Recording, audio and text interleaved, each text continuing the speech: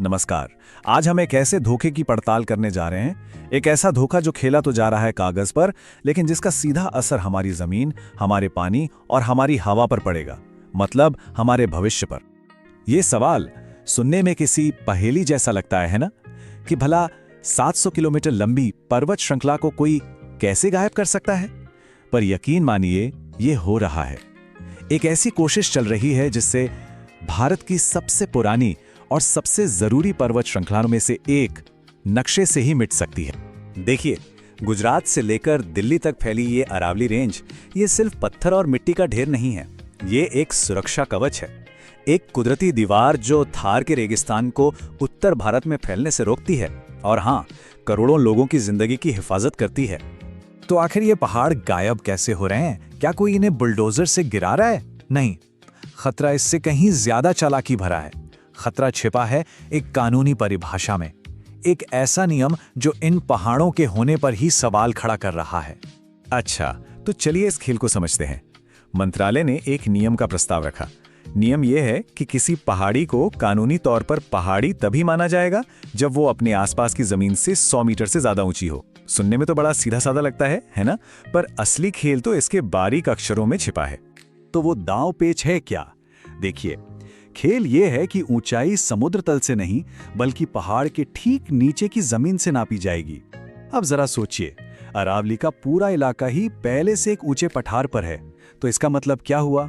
इसका मतलब ये हुआ कि कोई पहाड़ भले ही कितना भी ऊंचा क्यों ना हो, अगर उसके आसपास की जमीन भी ऊंची है तो कागज पर उसकी ऊंचाई 100 मीटर से कम हो जाएगी। और बस इसी एक नियम से वो पहाड़ पहाड़ी नहीं रहेगा। और इस एक छोटे से नियम का असर क्या होगा? इसका नतीजा सच कहूं तो चौंकाने वाला है।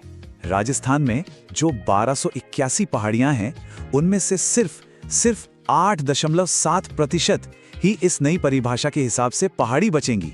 ये जो चार्ट है ना, ये इस तबाही की पूरी कहानी कहता है। सोचिए, लगभग 91% पहाड़ियां अपना कानूनी सुरक्षा कवच खो देंगी। मतलब साफ है, उन्हें खनन के लिए, बड़ी बड़ी बिल्डिंगें बनाने के लिए, रियल एस्टेट के लिए खोल दिया जाएगा। रातों रात जो पहाड़ थे वो बस जमीन के टुकड़े बनकर रह जाएंगे। इस पूरी बात की बेतुकी को समझने के लिए ये मिसाल एकदम सटीक बैठती है। ये तो ऐसा ही हुआ जैसे कोई कहे कि कोई इंसान तभी माना जाएगा जब उसकी लंबाई 6 फुट से ज्यादा हो। मतलब रातों रात ज्यादातर आबादी कानूनी तौर पर इंसानी नहीं रहेगी। क्या हम पहाड़ों के वजूद को सिर्फ एक नंबर से तय कर सकते हैं?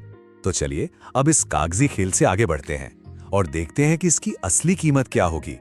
अगर अरावली सच में गायब हो गई तो हमारे पर्यावरण पर इसका असर क्या पड़ेगा? असर विनाशकारी होंगे। सबसे पहला, मरुस्थलीकरण। देखिए, अरावली थार के रेगिस्तान के लिए एक स्पीड ब्रेकर की तरह काम करती है। इसके बिना दिल्ली, हरियाणा, यूपी तक रेगिस्तान फैल सकता है। दूसरा, पानी का संकट। ये पहाड़ जमीन के नीचे पानी को रिचार्ज करने का एक बहुत बड़ा जरिया है। और तीसरा, वायु प्रदूषण। दिल्ली एनसीआर के लिए ये हरे फेफड़े हैं जो हमारी हवा को साफ करते हैं। और पानी की बात करें तो जरा इस आंकड़े पर गौर कीजिए। अरावली की सिर्फ 1 हेक्टेयर जमीन एक साल में 20 लाख लीटर पानी जमीन के नीचे पहुंचा सकती है। 20 लाख लीटर। अब जरा अंदाजा लगाइए कि पूरी की पूरी पर्वत श्रृंखला को खोने का मतलब क्या होगा। और ये कोई भविष्य का खतरा नहीं है जिसकी हम बात कर रहे हैं। इसके निशान तो हमें आज ही दिखने लगे हैं। बड़खल और दमदमा जैसी झीलें जो कभी पानी से भरी रहती थीं, आज अरावली में हो रही तबाही के वजह से सूख रही हैं। ये एक चेतावनी है। तो सवाल फिर वही है कि आखिर इतना बड़ा पर्यावरणीय जोखिम उठाया क्यों जा रहा है? कौन है वो लोग जिन्हें इन पहाड़ों के गायब हो जाने से फायदा होगा? जाहिर है, जवाब एक ही है, पैसा और मुनाफा। और इस खेल के पीछे 2 बड़ी ताकतें हैं। एक तरफ है रियल एस्टेट लॉबी। गुड़गांव और फरीदाबाद की आसमान छूती कीमतों के बीच इनकी नजरें इन जमीनों पर हैं। आरोप ये भी हैं कि बड़ी बड़ी कंपनियों ने फर्जी नामों से पहले ही यहां जमीनें खरीद ली हैं। और दूसरी तरफ है खनन माफिया। इन पहाड़ों में सोना, तांबा, संगमरमर जैसे कीमती खनिज छिपे हैं। और तो और ये भी कहा जाता है कि अवैध खनन करके जानबूझकर पहाड़ियों की ऊंचाई कम की जा रही है ताकि वो कानूनी सुरक्षा के दायरे से बाहर हो जाएं। लेकिन कहानी यहीं खत्म नहीं होती। जब एक तरफ प्रकृति का सौदा हो रहा था तो दूसरी तरफ आम लोग चुप नहीं बैठे।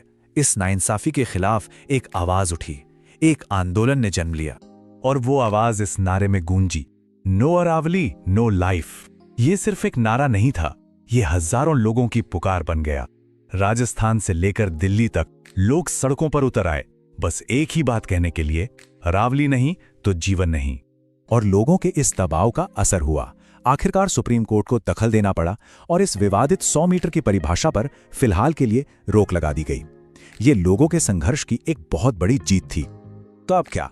अभी की स्थिति यह है कि लड़ाई खत्म नहीं हुई है। सुप्रीम कोर्ट के आदेश पर अब एक एक्सपर्ट कमेटी इस पूरे नियम की जांच करेगी। मतलब अरावली का भविष्य अब इस कमेटी के फैसले पर टिका है।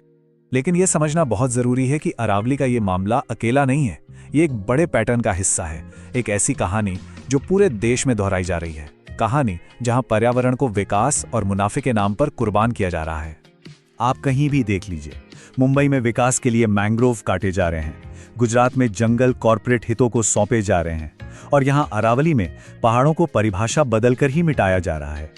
कहानी हर जगह एक ही है, और यही हमें आज के सबसे बड़े सवाल पर लाकर खड़ा करता है। अगर 700 किलोमीटर लंबी एक पूरी पर्वत श्रृंखला को सिर्फ कलम की एक लकीर से मिटाया जा सकता है, तो फिर अगला नंबर किसका है? हमारी नदियों का, हमारे जंगलों का, हमारी हवा का? क्या कुछ भी महफूज है? और इस सवाल का जवाब सिर्फ सरकारों या अदालतों के पास नहीं, हम सबके पास है।